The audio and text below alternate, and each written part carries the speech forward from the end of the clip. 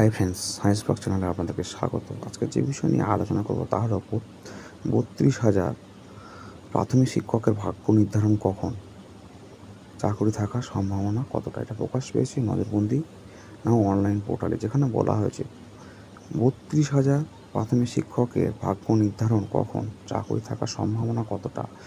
পশ্চিমবঙ্গের শিক্ষা মহলে নতুন করে উত্তেজনা তৈরি হয়েছে, কারণ 32,000 প্রাথমিক শিক্ষকের চাকরি বাতিল মামলা শুনানি হতে চলেছে কলকাতা হাইকোর্টের আগামী 14 জুলাই 2025 তারিখে দুপুর 2টোয়।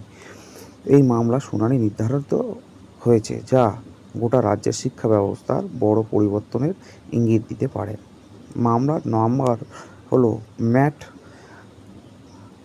873 অফ 2023। আবেদনকারী পশ্চিমবঙ্গ প্রাথমিক শিক্ষা পর্ষদ। উত্তরদাতা প্রিয়াঙ্কা নস্কর সহ বঞ্চিত চাকরি প্রার্থীরা।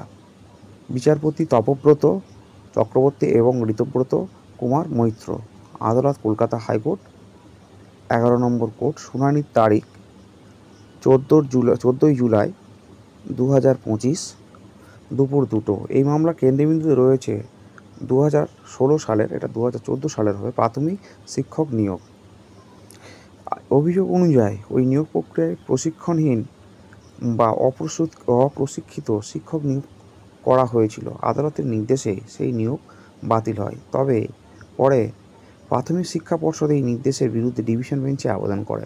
14 জুলাই এর শুনানিতে দুই পক্ষের মূল বক্তব্য উপস্থাপিত হবে।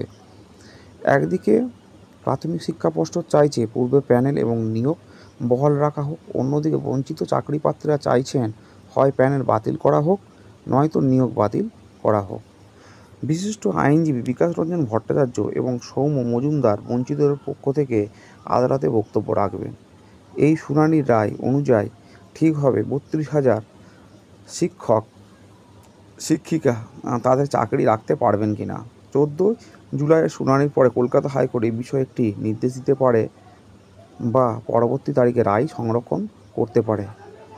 তবে এটি স্পষ্ট যে এই শুনানি পশ্চিমবঙ্গের শিক্ষক নিয়োগ ব্যবস্থায় একটি বড় মোড় আনতে চলেছে।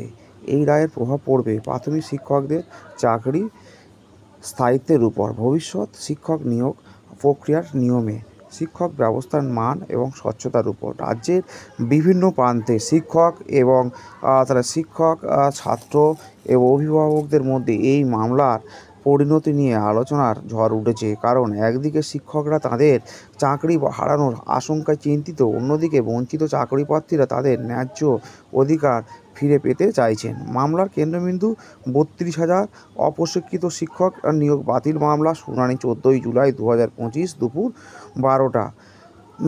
2টো।